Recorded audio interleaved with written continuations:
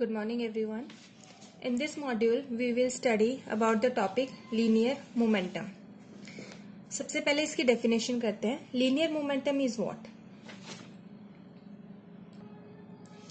Linear momentum of a body as the product of mass of the body and velocity of the body. Means जो linear momentum होता है ना उसको हम denote करते हैं P से. Linear momentum of a body is denoted by P is equal to mv. Here m is representing mass of the body, v is representing velocity of the body, and p is the linear momentum of the body. So this is the simplest definition which you have to write during your exams. That what is linear momentum? It is product. Product means multiplication of mass and velocity of the body. तो ये जो total impact होता है ये इसमें जो main terms होती हैं वो मास होता है या वेलोसिटी होता है. So we can write it as linear momentum is equal to mass into velocity, means product of mass and velocity. Okay, if v is equal to 0, if we put v is equal to 0, then किसी का भी multiplication में अगर 0 होता है then the quantity will be 0. If v is 0, then we say that p is also 0. It means what? When the object is at rest, जब कोई भी ऑब्जेक्ट रेस्ट की पोजीशन में है तो उसका लीनियर मोमेंटम भी 0 ही होगा. मास कभी भी किसी क्वांटिटी का 0 नहीं होता है. So we will not take m is equal to 0 here. Okay, linear momentum जो होता है एक वेक्टर क्वांटिटीज होती है because it depends upon magnitude as well as direction. v is what? Velocity. Velocity depends on magnitude and direction. Velocity is a vector quantity. तो जब एक scalar quantity और वेक्टर क्वांटिटी का जो प्रोडक्ट होता है वो हमेशा वेक्टर ही होता है. सो p means linear momentum is also a vector quantity. Okay, so linear momentum is a vector quantity that is possessing both the magnitude as well as direction. What is its unit? Its unit is kilogram meter per second. We can derive this unit from this formula also. What is the SI unit of mass? Kilogram. What is the SI unit of velocity? Meter per second. So linear momentum की unit हो गई kilogram meter per second. This is all about in written form. Now we will try to understand this by an example. Linear momentum हमने दिखाया P is equal to mv. v हमारे पास vector quantity है and P is also a vector quantity. So linear momentum is a vector quantity. Okay, इसमें दो चीजें हैं, मास, velocity.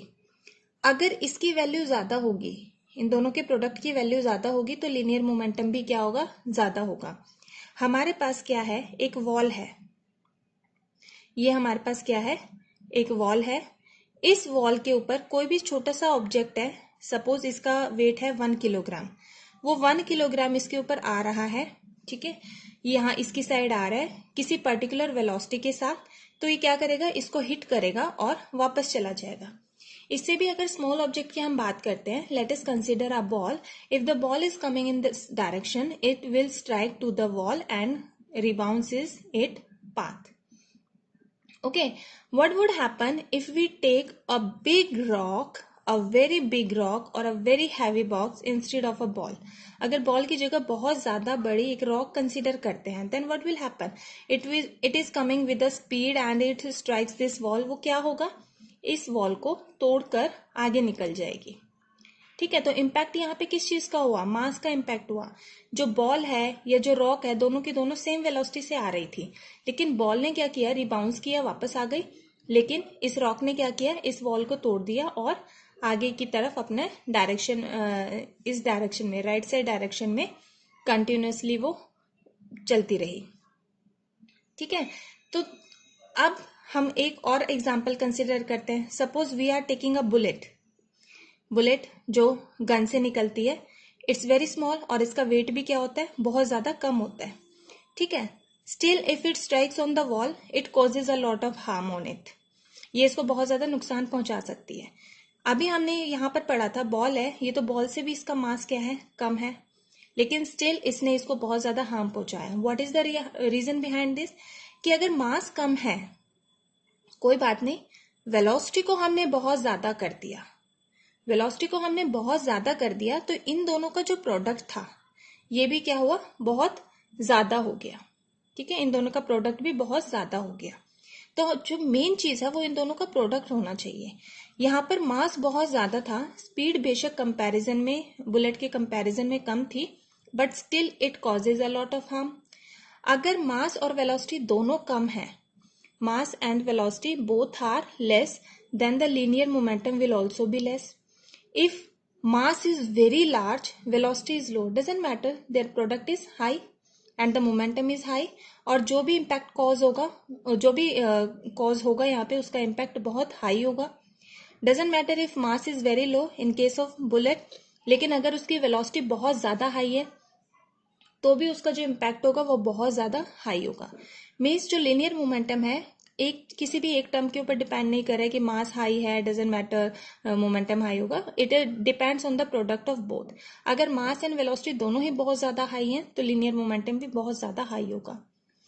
I hope you all have understood this topic.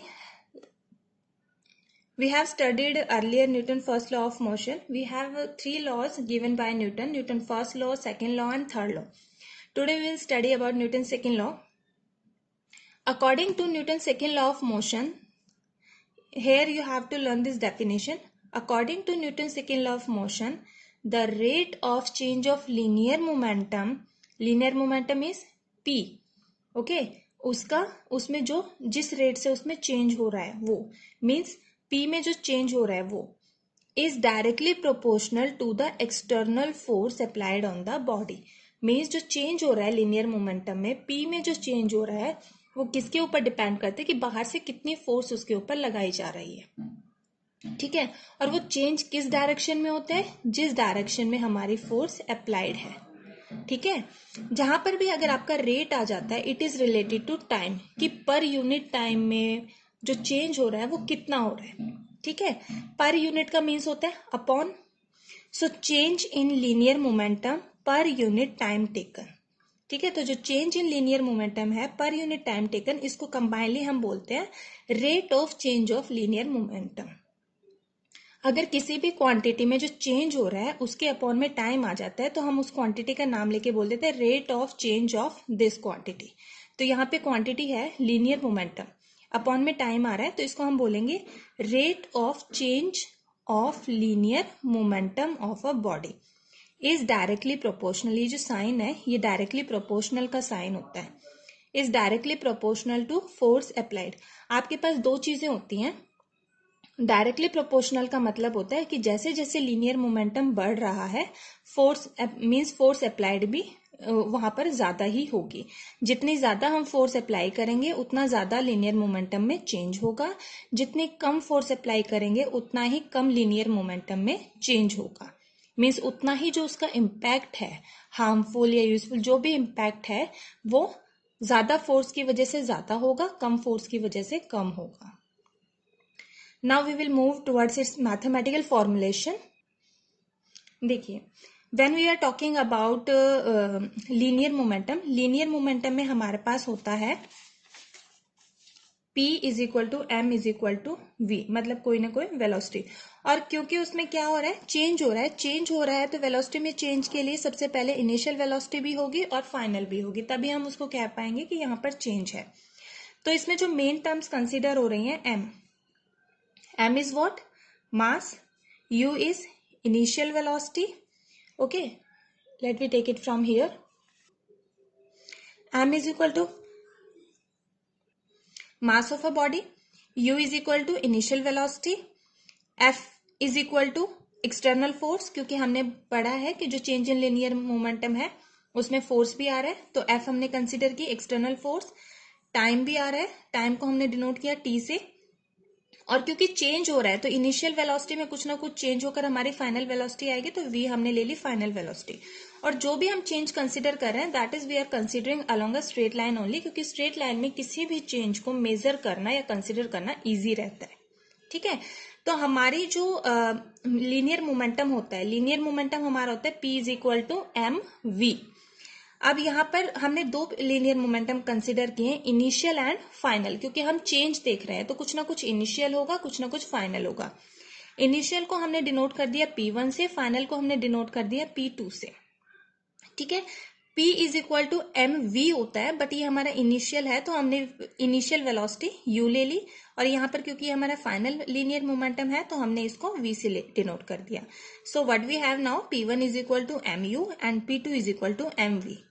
Now change in linear momentum, obviously change क्या होता है, final minus initial. तो final जो हो गया that is P2 minus P1. P2 की वैल्यू है हमारे पास mv माइनस mu, इसमें से m हम कॉमन ले लेंगे, v माइनस u आ गया. Let we revise it again. जो हमारे पास इनिशियल लीनियर मोमेंटम है उसको डिनोट कर दिया P1 से, फाइनल को डिनोट कर दिया P2 से. हमारे पास P होता है मास इनटू वेलोसिटी. इनिशियल है तो इनिशियल वेलोसिटी ही कंसीडर करेंगे, इनिशियल वेलोसिटी हमारे पास u है, और P2 फाइनल है तो फाइनल वेलोसिटी v है. इन दोनों में चेंज होगा, ठीक है, चेंज होगा तो क्या होता है, फाइनल माइनस इनिशियल. तो फाइनल हमारे पास क्या है, P2 है, इनिशियल P1 है, P2 की वैल्यू है mv माइनस P1 की वैल्यू है mu. m हमने कॉमन ले लिया तो बचा क्या, v माइनस u. ठीक है, अभी हमें निकालना क्या है, rate of change of linear momentum. Linear momentum हम क्या कर रहे हैं, जो हमने लीनियर मोमेंटम की डेफिनेशन पढ़ी थी कि rate of change of linear momentum, ठीक है, वो किसके डायरेक्टली प्रोपोर्शनल होता है, फोर्स के. तो ये हम मैथमेटिकल ड्राइव कर रहे हैं. तो हमारे डेफिनेशन क्या थी, rate of change of linear momentum किसके बराबर थी, मतलब इसको हम क्या लिख सकते हैं, change in linear momentum upon में टाइम टेकन. ड्यूरिंग डेफिनेशन मैंने आपको बताया था कि रेट का मीन्स टाइम से रिलेटेड होता है कि पर यूनिट टाइम में लीनियर मोमेंटम में कितना चेंज हो रहा है. तो लीनियर मोमेंटम में पर यूनिट टाइम में कितना चेंज हो रहा है, तो इसको हम इस तरीके से लिख सकते हैं. ठीक है, तो change in linear momentum, change in linear momentum ये है final minus initial. Change in linear momentum यहां लिख दिया. टाइम टेकन, तो टाइम टेकन हमने कितना लिया था, टी लिया था. देखिए time for which the force is applied, वो हमने कितना कंसीडर किया था, टी कंसीडर किया था.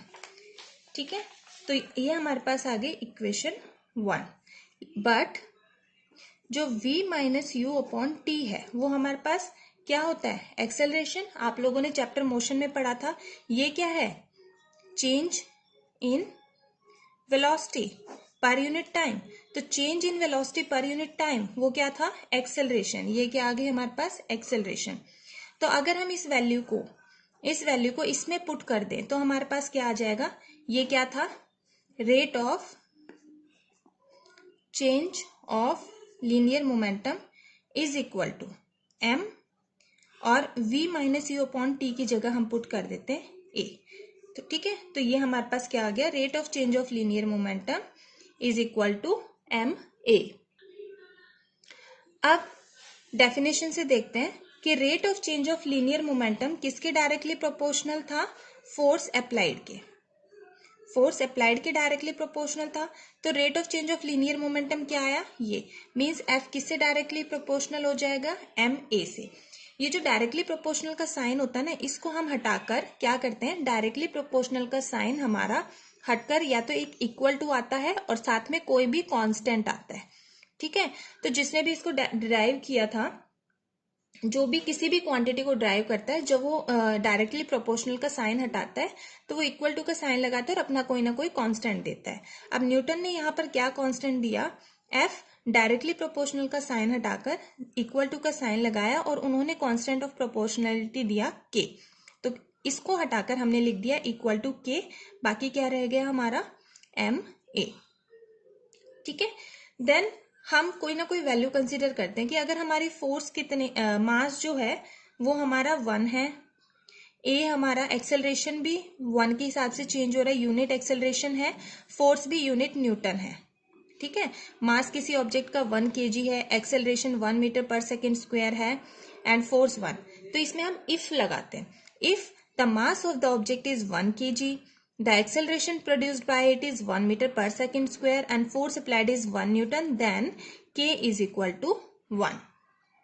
Generally we are considering this in every relation, most of the relation we are considering this, ताकि हमारा जो constant है वो 1 आ जाए और हमारे जो numerical calculations हैं वो easy हो जाए. तो K is equal to 1 हो गया. अब K is equal to 1 की वैल्यू अगर हम पुट करते हैं तो हमारे पास आ जाते हैं F is equal to ma. Which is the required relation. ठीक है, दिस तो जो हमारा according to Newton second law के हिसाब से कोई भी वैल्यू आती है, that is F is directly proportional to M A. Okay, तो अगर इसके अकॉर्डिंग हम 1 न्यूटन, फोर्स की जो यूनिट है 1 न्यूटन है, मास 1 केजी है, एक्सेलरेशन 1 मीटर पर सेकेंड स्क्वायर है, इसके अकॉर्डिंग आता है अगर डिफाइन 1 न्यूटन, तो हम कैसे डिफाइन करेंगे? 1 Newton is that force which produces an acceleration of 1 meter per second square in a body of mass 1 kg. Okay, so we can write it as define 1 Newton. 1 Newton force is that much force which produces an acceleration of 1 meter per second square in a body of mass 1 kg. This is all about Newton's second law. In the next module, we will study about the applications of Newton's second law. So do revise it. Thank you.